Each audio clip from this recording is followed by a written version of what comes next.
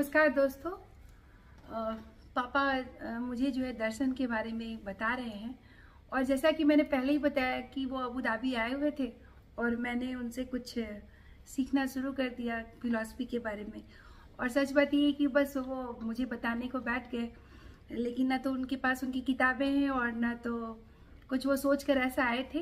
पर जितना भी उनसे मैं ज्ञान हासिल कर सकूं वही मेरे लिए काफ़ी होगा। तो पापा आप बता रहे थे उस दिन दर्शन के बारे में कि दर्शन क्या है, तो मैं आज और जानना चाह रही थी कि दर्शन को हम कितने दृष्टिकोण से समझ सकते हैं। तुमको हम बता रहे थे कि दर्शन क्या है। जी। इतने सारे प्रश्न हैं दर्शन में, क्या है, कैसे है, कहाँ है, कौन जानता है, कौन जानने वाला है, किसकी जानकारी होती है। हाँ। ये सारे प्रश्न दर्शन में हैं। जी। यानी अगर हम किसी के बारे में पूछते हैं कि कौन है, क्या नाम है, कहाँ रहता है, कैसे क्या करता है, तो कहाँ, कब, क्यों, क्या, जितने भी विषय हैं जी। ये सब दर्शन से संबंधित प्रश्न है। हाँ। अगर हम जानना चाहते हैं कि यह विश्व क्या है, यह जगत क्या है, हाँ। आत्मा क्या है, शरीर क्या है, मन क्या है, चिंतन क्या है, ये सारे जो क्या है से संबंधित प्रश्न है वह दर्शन का ही प्रश्न है। इसलिए दर्शन शास्त्र में जब बातें आती है तो जैसा मैं कल बताया था तुमको कि दर्शन को समझने के लिए भी हम तीन दृष्टिकोणों को समझते हैं या तीन तरह से दर्शन को समझा सकता है। पहला प्रमाण शास्त्र है इसका, जिसको हम एपिस्टेमोलॉजी कहते हैं। यानी ज्ञान के संबंध में जितने प्रश्न हैं, सबसे पहले तुमको बता दें कि दर्शन शास्त्र में ज्ञान की खोज की जाती है, ज्ञान से प्रेम करने को दर्शन कहा जाता है। तो ज्ञान से संबंधित सारे प्रश्न ही दर्शन में हैं। इसलिए जब यह आता है प्रमाण शास्त्र में कि हम प्रमाण जानना चाहते हैं, हाँ।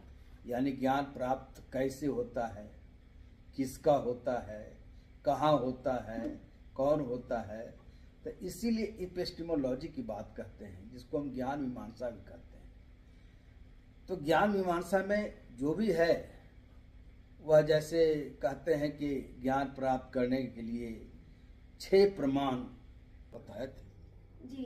कि ज्ञान प्राप्त करने के 6 स्रोत हैं, हाँ। जिसमें हम बताए थे प्रत्यक्ष, हाँ। अनुमान, उपमान, शब्द, अनुपलब्धि और अर्थापत्ति।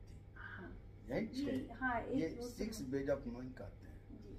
ये दर्शन शास्त्र में, हाँ। इसे प्रमाण शास्त्र कहते हैं। तो हम जब भी ज्ञान प्राप्त करते हैं तो इन माध्यम से हम ज्ञान प्राप्त करते हैं, इनके माध्यम से।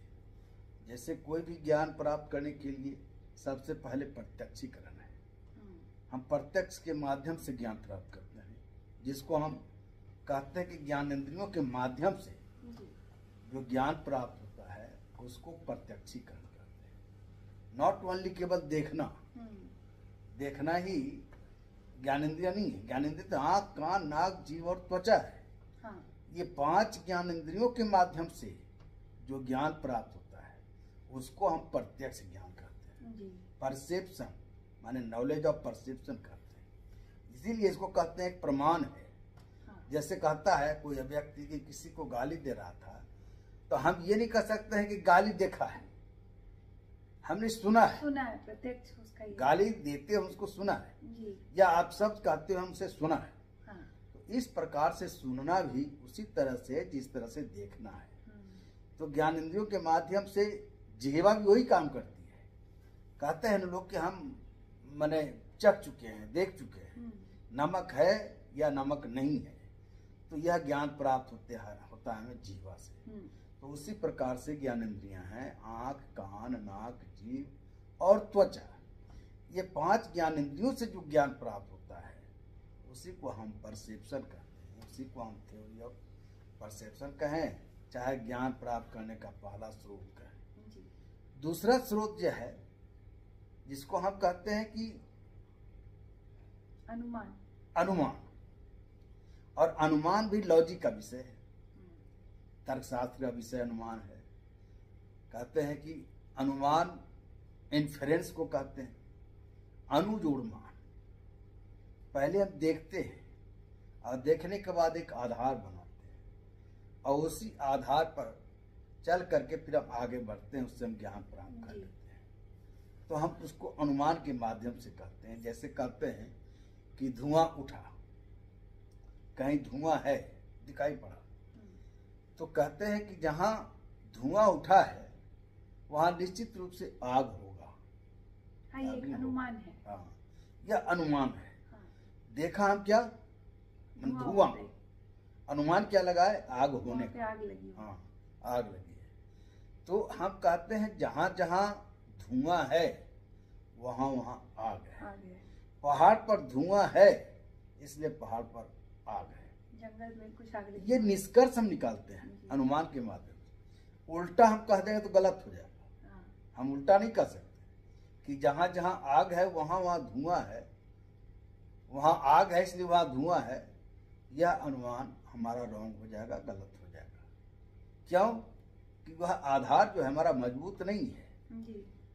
जैसे वायर में, इलेक्ट्रिसिटी वायर में आग है लेकिन धुआं नहीं है। लेकिन जहां धुआं है वहां तो आग निश्चित रूप से होगा ही। इसलिए हम इस तरह से कहते हैं। अगर हम कहते हैं कि मनुष्य मरणशील होते हैं तो सभी मनुष्य मरणशील होते हैं और मरणशीलता उसमें है, तो हम कहते हैं उसी तरह से कि राम एक मनुष्य है।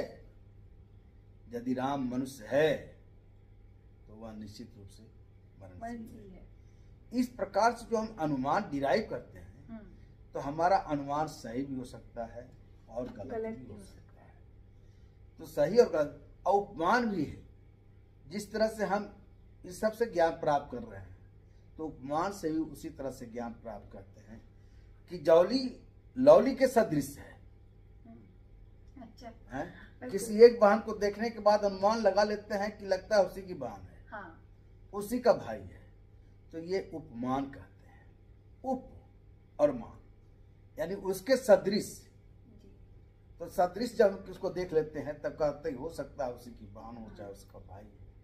ये उपमान से हम ज्ञान प्राप्त करते हैं। और उसी प्रकार से शब्द है, तो शब्द के माध्यम से तो ज्ञान प्राप्त करते ही हैं। जितने भी लोग आगे बढ़े हैं, जितने भी ज्ञान प्राप्त करने वाले हैं या ज्ञाता लोग हैं, बिना शब्द के माध्यम से आगे नहीं बढ़े। नहीं।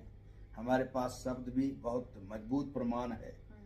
और जहाँ गीता है, रामायण है, महाभारत है या और जितने भी ग्रंथ, वेद है, उपनिषद है, तो सभी तो शब्दों पर आधारित है और शब्दों के माध्यम से हम ज्ञान प्राप्त करते हैं। और उसी प्रकार से जब हम ये कहा चार के बारे में, तो अर्थापत्ति भी है, अनुपलब्धि भी है। जिसको तुमको बताया कि भाई अभाव जब किसी का होता है तो हम कहते हैं कि वह भी ज्ञान प्राप्त का एक तरीका है कि अगर तुम्हारा स्वेटर लाल है इट मीन्स कि वह काला नहीं है। हाँ। तो काला नहीं होने का बोध करा रहा है। ऐसा नहीं है कि काला का बोध नहीं हो रहा है।